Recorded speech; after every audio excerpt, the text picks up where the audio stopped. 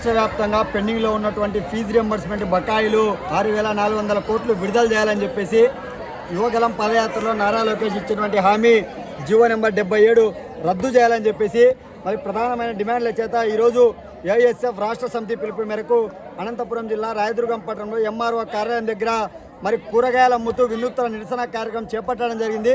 ఇవాళ degree engineering PG course పూర్తి చేసుకున్నప్పటికీ కూడా మాకు సర్టిఫికేట్లు రాక ఈరోజు మరి చెన్నైకో కేరళకో ఉద్యోగాలకు వెళ్ళినా కూడా మాకు సర్టిఫికేట్లు లేవన్నటువంటి కారణంతో ఉద్యోగాలు రాక ఇవాళ ఈ జిల్లాలో కూలీ నాలి పనులు చేసుకుంటూ లేదంటే కూరగాయలు అమ్ముతూ మరి మాకు డబ్బు సంపాదించుకొని సర్టిఫికేట్లైనా తీసుకుంటామని చెప్పేసి ఈరోజు రాష్ట్ర ప్రభుత్వానికి వ్యతిరేకంగా కూరగాయలు అమ్ముతూ నిరసన కార్యక్రమం చేపట్టడం జరిగింది.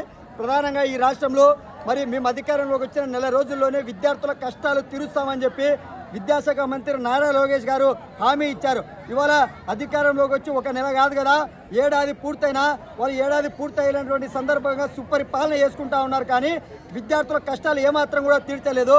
మరి ఏదైతే రాష్ట్ర వ్యాప్తంగా పెండింగ్లో ఉన్నటువంటి 6,400 కోట్లు విడుదల చేయాలని చెప్పి అనేక దఫాలుగా ఆందోళన కార్యక్రమాలు చేస్తున్నప్పటికీ ఇదే రాష్ట్ర బడ్జెట్ సమావేశాలలో విద్యాశాఖ మంత్రి రాష్ట్ర ఆర్థిక శాఖ మంత్రి కలిసి ఇవాళ ఫీజు రియంబర్స్మెంట్ పథకానికి 2,000 కోట్ల రూపాయలు రాష్ట్ర బడ్జెట్ ఎన్డీఏ ప్రభుత్వం ప్రకటించిందని చెప్పేసి ప్రతి నియోజకవర్గాలలో పాలాభిషేకం చేస్తున్నటువంటి ఎన్డీఏ ప్రభుత్వంలో ఉన్నటువంటి నాయకులు ఆ ప్రకటించినటువంటి 2,000 కోట్ల రూపాయలు ఎక్కడికి పోయాయని చెప్పి మేము ఏఎస్ఎఫ్గా అడుగుతా ఉన్నాం. ఇప్పటికైనా కూడా రాష్ట్ర ప్రభుత్వం స్పందించాలా. ఆ పెండింగ్లో ఉన్నటువంటి 6,400 కోట్ల రూపాయలు తక్షణమే విద్యాశాఖ మంత్రి ప్రకటించాలని చెప్పి మేము ఏఎస్ఎఫ్గా డిమాండ్ చేస్తున్నాం. యువగలం పాదయాత్రలో నారా లోకేష్ గారు ఇచ్చినటువంటి పీజీ విద్యార్థులకు శాపంగా మాటువంటి జీవో నెంబర్ 77 రద్దు చేయాలని చెప్పి ప్రధానంగా డిమాండ్ చేస్తున్నాం. అదేవిధంగా ఏదైతే ప్రభుత్వ జూనియర్ కళాశాలలో పాత సమయం ఉందో ఉదయం 9 గంటల నుంచి 4 గంటల వరకు అదే సమయాన్ని కొనసాగించాలా. ఇవాళ సుదూర్ఘ పల్లె ప్రాంతాల పంట ప్రాంతాల గ్రామీణ ప్రాంతాల విద్యార్థులు ఇబ్బందులు ఎదుర్కొంటా ఉన్నారు.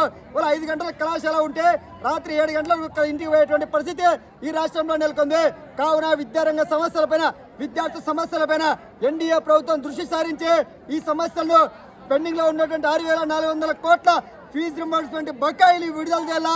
అదేవిధంగా ఇవాళ రాష్ట్ర వ్యాప్తంగా పీజీ విద్యార్థి శాపంగా మారింది జీవో నెంబర్ 77 రద్దు చేయాలని చెప్పి ప్రధానంగా డిమాండ్ చేస్తున్నాం.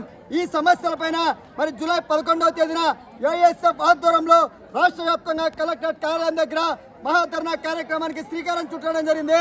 ఈ కార్యక్రమానికి విద్యార్థులందరూ కూడా పెద్ద ఎత్తున పాల్గొనాలని చెప్పి ఈ సందర్భంగా రాష్ట్ర ప్రభుత్వాన్ని విజ్ఞప్తి చేస్తా ఉన్నాం.